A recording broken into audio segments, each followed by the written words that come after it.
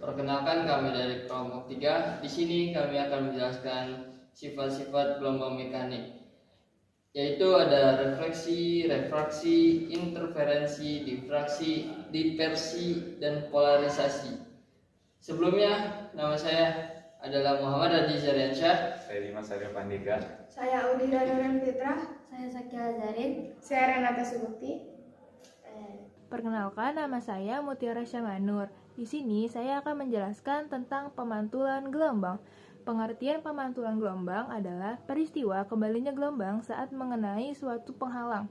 Gelombang tersebut tidak bisa menembus penghalang sehingga sebagian atau seluruh gelombangnya itu dipantulkan. Ada dua jenis gelombang. Yang pertama ada gelombang mekanik, dan kedua ada gelombang elektromagnetik. Gelombang mekanik ini contohnya ada gelombang air dan juga gelombang bunyi. Nah, kalau gelombang elektromagnetik ini contohnya ada seperti cahaya dan juga gelombang radio. Terus yang kedua, saya akan menjelaskan tentang hukum pemantulan gelombang. Ada dua hukum utama dalam pemantulan gelombang. Yang pertama ada sudut datang dan sudut pantul diukur dari garis normal atau garis tegak lurus permukaan pantul. Yang kedua ada sinar datang, sinar pantul, dan garis normal yang berada dalam satu bidang datar. Selanjutnya saya akan menjelaskan tentang jenis-jenis pemantulan gelombang. Yang pertama ada pemantulan teratur atau terpadu, terjadi pada permukaan yang halus dan rata. Misalnya itu cermin datar dan juga permukaan air yang tenang. Yang kedua, terus ada gelombangnya ini tuh dipantulkan dengan arah yang teratur. Terus juga gelombang ini tuh contohnya ada bayangan jelas di cermin.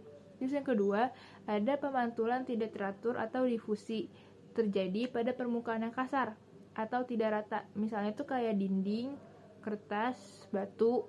Nah, gelombang ini tuh dipantulkan dari berbagai arah. Contohnya itu cahaya di bola kosong. Selanjutnya, saya akan menjelaskan tentang pemantulan gelombang pada tali atau media yang panjang. Yang pertama itu ada ujung kondisi di mana ujungnya tetap atau fixed end. Nah, gelombang datang ini dipantulkan dengan fase terbaik atau 180 derajat. Kedua, ada ujung bebas atau free end. Nah, gelombang ini dipantulkan dengan fase yang sama. Nah, selanjutnya saya akan menjelaskan contoh-contoh pemantulan dalam kehidupan sehari-hari. Yang pertama, itu ada gelombang bunyi, contohnya gema di pegunungan. Yang kedua, ada gelombang cahaya, contohnya bayangan di cermin. Yang ketiga ada gelombang air. Contohnya, riak air memantul di dinding kolam. Yang keempat ada gelombang tali, contohnya getaran pantulan pada ujung tali. Selanjutnya saya akan menjelaskan tentang contoh soal pemantulan bunyi. Seorang siswa berteriak di dekat tebing dan mendengar gema setelah 5 detik. Jika kecepatan bunyi di udara adalah 345 meter per second, berapa jarak antara siswa dan tebing? Pertama yang kita hitung adalah waktu pergi dan kembali atau waktu bolak-baliknya.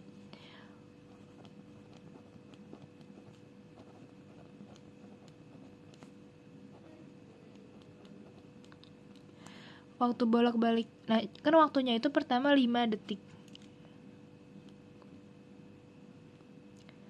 Kita bagi 2. Kenapa kita bagi 2? Karena yang ditanya ini kan waktu bolak-balik, sedangkan jarak itu cuma satu arah. 5 bagi 2 yaitu 2,5 detik. Terus lanjut kita cari jaraknya, karena yang ditanya ini kan berapa jarak antara siswa dan tebing. Jarak pada pemantulan bunyi itu rumusnya V kali T bagi 2. Cuman karena waktunya udah kita bagi 2, jadi kita hitung V kali T-nya aja. Atau kecepatan dikali waktu. 345 meter per second dikali ini waktunya 2,5 detik atau 2,5 second sama dengan 857,5 meter. Jadi, jarak antara siswa dan tebing adalah 857,5 meter. Ini rumus jarak. V kali T bagi 2. Selesai. Selanjutnya, saya akan menjelaskan mengenai refraksi atau pembiasan. Refraksi atau pembiasan adalah perubahan arah lambat gelombang ketika gelombang melewati batas antara dua medium yang berbeda kerapatannya. Perubahan ini terjadi karena kecepatan gelombang berubah saat masuk ke dalam medium yang berbeda. Ciri-ciri refraksi ini terjadi saat gelombang melewati dua medium yang berbeda, disertai perubahan arah dan kecepatan gelombang, serta sudut datang dan sudut bias tidak sama, kecuali tegak lurus. Contoh sederhananya, ketika cahaya melewati dari udara ke air, ia akan membelok karena kecepatan cahaya di air lebih lambat dibandingkan dengan kecepatan cahaya di udara. Bisa dilihat di sini, sedotannya itu dia seperti tidak lurus. Ketika sedotan dimasukkan ke dalam gelas yang berisi air, cahaya yang dipantulkan dari sedotan di dalam air harus melewati batas antara air dan udara sebelum sampai ke mata kita. Saat cahaya ini berpindah dari air yang mediumnya lebih rapat ke udara yang mediumnya kurang rapat, ia dibelokkan menjauh dari garis normal. Proses ini disebut refraksi atau pembiasan. Maka dari itu, sedotan yang kita lihat dia seperti bengkok. Jadi, refraksi atau pembiasan ini bisa dihitung menggunakan hukum Snellius dengan rumus N1 dikali sin I sama dengan N2 dikali sin R, dengan N adalah indeks bias, I adalah sudut datang, dan R adalah sudut bias. Rumus ini menjelaskan kenapa cahaya membelok lebih atau kurang tergantung medianya. Selanjutnya saya akan menjelaskan tentang difraksi. Difraksi merupakan fenomena gelombang di mana gelombang membelok atau menyebar ketika melewati celah kecil atau penghalang. Gelombang dapat berupa gelombang air, gelombang suara, maupun gelombang cahaya. Ketika gelombang ini bertemu dengan celah atau rintangan yang ukurannya hampir sama dengan panjang gelombang, dia akan berbelok dan menyebar ke area di belakangnya. Makin kecil celahnya, makin jelas juga belokannya. Dengan meneteskan air dari pipet ke baskom berisi air, gelombang lingkaran terbentuk dan merambat. Ketika mencapai tepi baskom yang sempit, gelombang tidak berhenti lurus, tetapi membelok dan menyebar, mengikuti bentuk tepian. Di sudut baskom, gelombang seolah membungkus tepi karena efek difraksi, fenomena di mana gelombang membelok setelah melewati penghalang sempit. Semakin kecil baskom, efek difraksi semakin jelas juga terlihat. Lanjut ke contoh soal untuk materi difraksi. Seberkas cahaya lewat pada celah tunggal yang sempit menghasilkan difraksi minimum orde kedua dengan sudut difraksi 30 derajat. Bila panjang gelombang sama dengan 6700 angstrom, berapakah lebar celahnya? Karena yang ditanyakan adalah difraksi minimum, maka rumus yang digunakan adalah D sin theta sama dengan 2N dikali setengah lambda. Diketahui N sama dengan 2, sudut difraksi sama dengan 30 derajat, lambda sama dengan 6700 angstrom. Yang ditanyakan adalah D atau lebar celahnya. Tinggal dimasukkan nilai-nilai tersebut ke dalam rumus. D sin theta sama dengan 2N dikali setengah lambda, D sin 30 derajat sama dengan 2 dikali 2 dikali setengah dikali 6700. Karena nilai sin 30 derajat itu sama dengan 1/2, jadi kita tulis D dikali setengah sama dengan 13.400 angstrom. D sama dengan 26.800 angstrom. Karena 1 angstrom itu adalah 10 pangkat min 8 cm, maka hasil akhirnya yaitu D sama dengan 2,6 dikali 10 pangkat min 4 cm. Selanjutnya saya akan menjelaskan tentang interferensi gelombang. Interferensi merupakan perpaduan antara dua atau lebih gelombang di suatu titik pada medium. Interferensi terjadi ketika kedua gelombang memiliki fase frekuensi dan beda fase yang tetap. Berdasarkan superposisi gelombang interferensi, ada yang saling menguatkan sehingga menghasilkan interferensi konstruktif, dan ada yang saling melemahkan sehingga menghasilkan interferensi destruktif. Interferensi konstruktif terjadi ketika kedua gelombang memiliki fase yang sama. Interferensi konstruktif terjadi saat puncak bertemu puncak atau lembah bertemu lembah sehingga menghasilkan penjumlahan amplitudo. Nah, sedangkan interferensi destruktif terjadi ketika kedua gelombang memiliki fase yang berbeda sebesar 180 derajat. Interferensi destruktif terjadi saat puncak gelombang bertemu dengan lembah gelombang lain sehingga menghasilkan pengurangan amplitudo. Interferensi yang terjadi terus-menerus antara gelombang datang dan gelombang pantul akan menghasilkan gelombang berdiri atau gelombang stasioner. Gelombang stasioner merupakan perpaduan dua gelombang yang memiliki frekuensi yang sama dan amplitudo yang sama, tetapi merambat pada arah yang berlawanan. Ini adalah contoh grafik interferensi konstruktif dan grafik interferensi destruktif. Pada grafik interferensi konstruktif, amplitudo gelombang C merupakan penjumlahan dari amplitudo gelombang A dan amplitudo gelombang B. Jadi, semisal amplitudo gelombang A adalah X dan amplitudo gelombang B adalah X, maka amplitudo gelombang C adalah 2X. Pada interferensi destruktif, amplitudo gelombang C merupakan hasil penjumlahan dari amplitudo gelombang A dan amplitudo gelombang B. Jadi, semisal amplitudo gelombang A adalah X dan amplitudo gelombang B adalah min X, maka amplitudo gelombang C adalah 0. Selanjutnya ada gambaran celah ganda Young.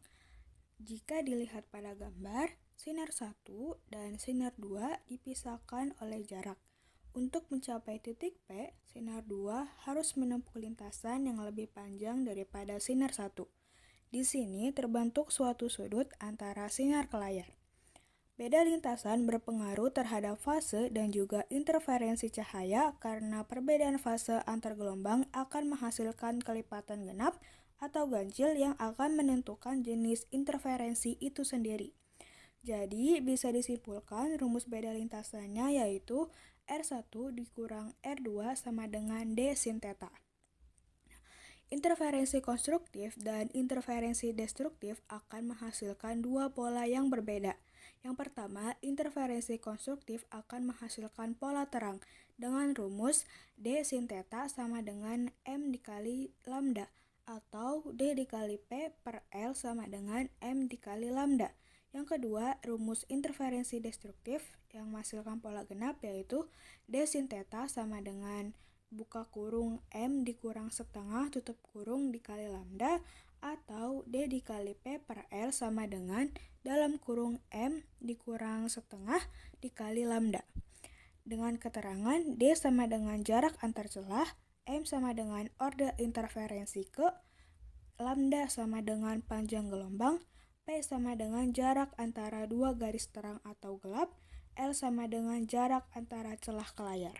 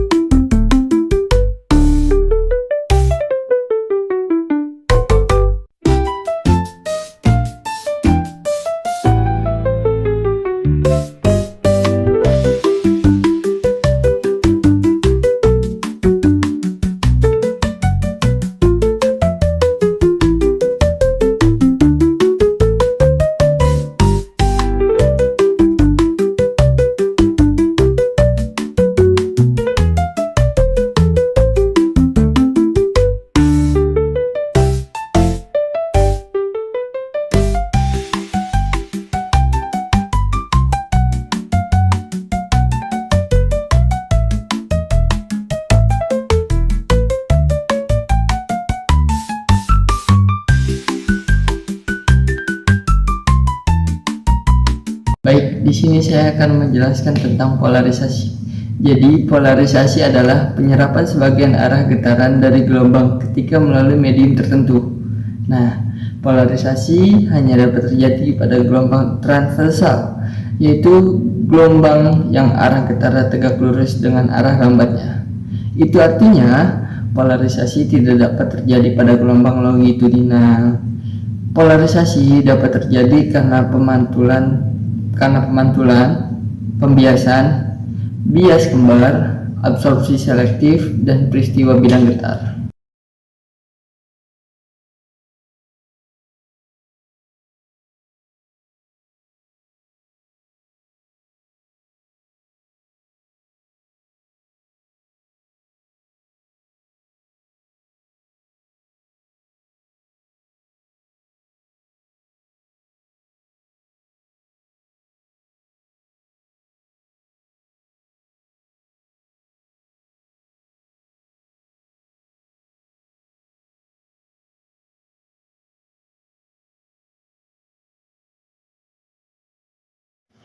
Baik, di sini saya akan menjelaskan contoh soal polarisasi. Nah, di sini ada soalnya, yaitu cahaya terpolarisasi dengan intensitas awal I0 sama dengan 100 W per M kuadrat melewati sebuah analisator yang membentuk sudut theta sama dengan 60 derajat terhadap arah polarisasi cahaya. Hitungan intensitas cahaya setelah melewati analisator tersebut. Jadi rumusnya itu adalah I sama dengan I0 cos kuadrat theta. Ya, kayak gini. Nah, habis itu kita masuk, ini rumusnya ya. Habis itu kita masukin ke diketahui di sini awalnya itu nolnya itu sama dengan 1 W per M kuadrat dan sudutnya itu 60 derajat ya. Habis itu kita masukin langsung ke rumus aja. I sama dengan 100 dikali cos kuadrat 60 derajat ya. Habis itu kita pindahin 60 derajat sama dengan 1/2. Oke. Habis itu I sama dengan 100 dikali kurung 1/2 tutup kurung kuadrat jadi luar sama dengan 1 dikali 1/4 ya, yang menghasilkan 25 W per meter kuadrat. Jadi hasil dari soal tersebut yaitu 25 W per meter kuadrat. Di sini saya akan menjelaskan materi dispersi. Dispersi adalah penguraian cahaya putih polikromatik menjadi cahaya warna-warni monokromatik. Warna monokromatik yang terbentuk adalah merah, jingga, kuning, hijau, biru, nilai, dan ungu. Dispersi terjadi akibat adanya perbedaan deviasi untuk setiap panjang gelombang yang disebabkan oleh perbedaan kelajuan masing-masing gelombang pada saat melewati medium bias. Nah, sudut deviasi adalah sudut yang terjadi antara sudut datang, yaitu polikromatik yang masuk pada medium segitiga ini, dan sudut bias yang keluar atau terurai dari medium segitiga ini.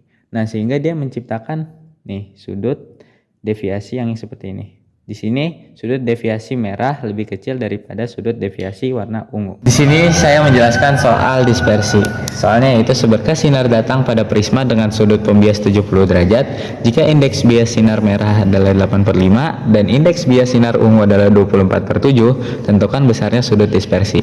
Nah, diketahui betanya itu sudut pembiasnya 70 derajat, kemudian indeks bias sinar merahnya 8/5, indeks bias sinar ungu 24/7, kemudian kita dijawab sudut dispersi itu sama dengan indeks bias ungu dikurang indeks bias merah, kemudian dikali oleh beta. Tinggal dimasukkan, U-nya itu adalah 24/7, kemudian dikurang sama 8/5 dikali sama 70. Nah, kita samain dulu penyebut bawahnya, yaitu 35. 35 dibagi 75, 5 dikali 24 itu 120. Kemudian 35 dibagi 5 itu 7, dikali 8 itu 56, kemudian dikali 70. Nah, 35 dan 70-nya bisa kita coret di sisa 2. Kemudian 120 dikurang 56 itu adalah 64. 64 dikali 2 itu sama dengan 128 derajat. Jadi sudut dispersinya adalah 128 derajat. Berikut adalah contoh dari dispersi. Di sini saya menggunakan flashlight sebagai cahaya putih polikromatik, kemudian diarahkan ke CD sebagai medium pembiasnya. Kemudian CD menguraikan cahaya putih tadi menjadi cahaya warna-warni monokromatik, sehingga terjadilah dispersi. Sekian penjelasan dari kelompok kami. Kurang lebihnya mohon maaf. Assalamualaikum warahmatullahi wabarakatuh.